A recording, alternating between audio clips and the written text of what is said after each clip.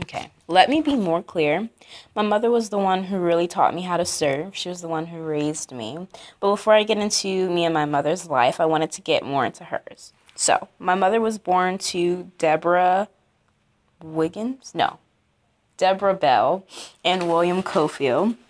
But because of their lifestyle, she had to be taken out of that environment, and my aunt, aka my grandmother's sister, had to adopt her with her husband and her 3 children. So, my grandmother, aka my mom's aunt, was an evangelist, and she was also a daycare provider for 16 years. And my grandfather, aka my mother's uncle, was in the Marines. He's now an ex-Marine, and he is a chef and a pastor. So growing up in a very close-knit family, especially being born and raised in North Carolina, where your cousins are your neighbors and your great aunts are your teachers, the community was very close and very close-knit, and it wasn't just about one person and this is like my sphere of influence. It was more about the community and helping everyone else, because everyone helped everyone, if that makes any sense. So I lived with my grandparents for a couple years because my mother decided that she too wanted to go into the military to be able to take care of me. So she was thinking about me instead of just herself, because I mean, I'm her daughter, but also because of the way she was raised. So I lived with my grandparents for a couple years. They also taught me the way my mother was raised, how to help others as much as you can. My grandmother used to say, you never know how much it means to them.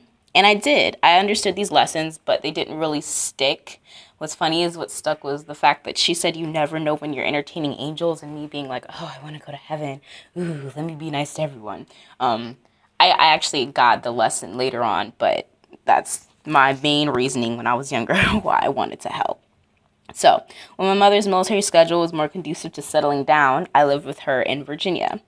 Once again, we got plugged into the local church, and it is here, I guess it is in these local churches, that the lessons really started to flow. So, in our first one, we fed the homeless every Saturday morning, and it was the looks on their faces and their thank yous.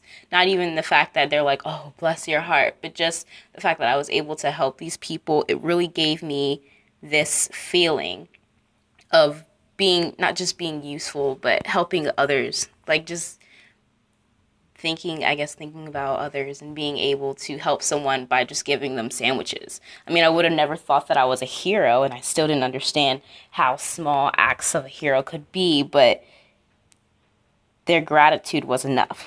So we moved to a different church, and this is when I started tapping into the fact that my community could affect the world globally. And this is where it gets good. So listen. Okay. Freshman year, my mother joined a self-help program. Freshman year of my high school career, she joined a self-help program called Shine Girl for adolescent girls in our church, Wave Church to be